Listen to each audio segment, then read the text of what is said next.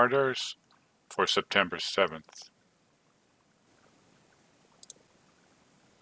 In a secular world filled with those who turn their backs on the one sent by the Creator, we take time today to honor those men, women, and children who joyfully offered themselves as a living sacrifice to Holy Mother Church. As we go about our daily chores, let us bring to mind those martyred men, women, and children with the words of Father John Hardin's Society of Jesus. Never in the history of the papacy has any bishop of Rome written at greater length about martyrdom than Pope St. John Paul II. His encyclical, The Gospel of Life, devotes 1,000 or more words to the call of martyrdom in our age. He reminds us that the revelation from the Old Testament to the New, and from the time of Christ to the present day, is the history of martyrdom as a witness to the truth. He names Susanna, who refused to consent to lechery and was ready to die to preserve her chastity. He spoke of John the Baptist, who was beheaded by King Herod because he condemned the adulterous marriage of the king. But he especially identifies Jesus Christ as the King of Martyrs, who died on the cross as a witness to the truth, which he was sent to proclaim to the world.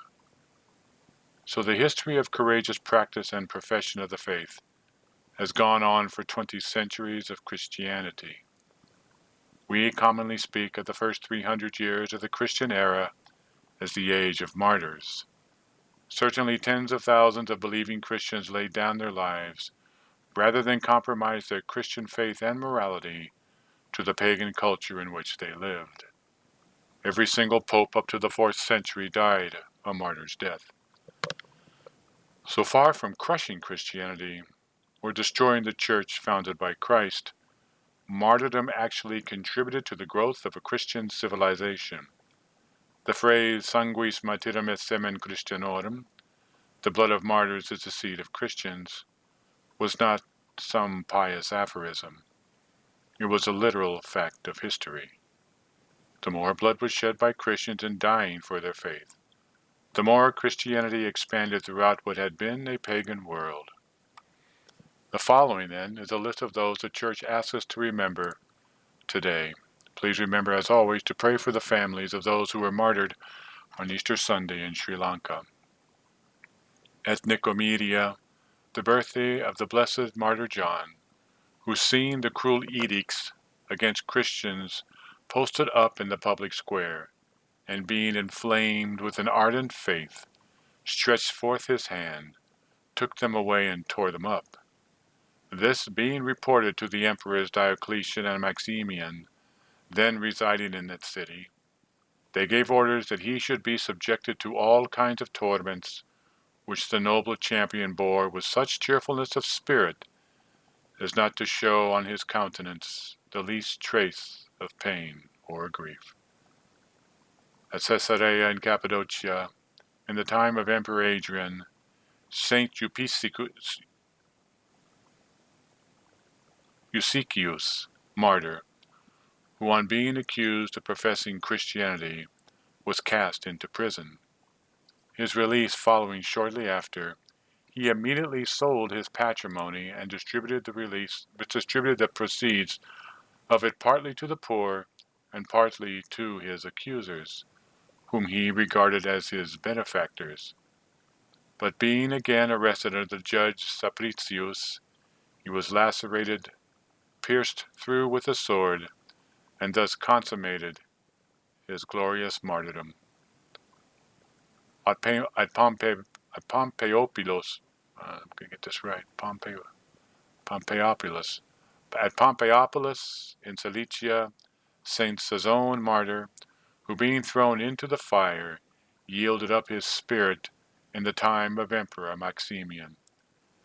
At Icalea, Saint Anastasius, martyr. In the Diocese of Autun, Saint Regina, virgin and martyr, under the proconsul Olybrius, after having suffered imprisonment, the rack, and burning with torches, she was condemned to capital punishment, and so went to her spouse. Capital punishment is beheading. At Troyes, St. Nemorius, deacon, and his companions, martyrs, who were slain by Attila, the king of the Huns. At Orleans in France, the departure from this life of the holy bishop Evoritius, Edvotius. There's no I in front of the T, so it's Edvotius, who was first a subdeacon of the Roman Church, and afterwards, through the divine favor, was designated bishop of that city of a dove. In France, Saint Augustalis, bishop and confessor. At Capua, Saint Pamphilus, bishop. In the territory of Paris, Saint Cloud, priest and confessor. And finally, at Nonantola, Pope Saint Adrian III, remarkably for his zeal to reconcile the Eastern churches with the Holy See. He died in the odor of sanctity at Saint Casario and became widely celebrated by his miracles. These are the men, women, and children that we honor today. As we go through our day, when we are confronted with times when we are to defend the faith, let us bring to mind these men, women, and children and act as if we were them, for they are the perfect examples of the church. God bless each and every one of you. Have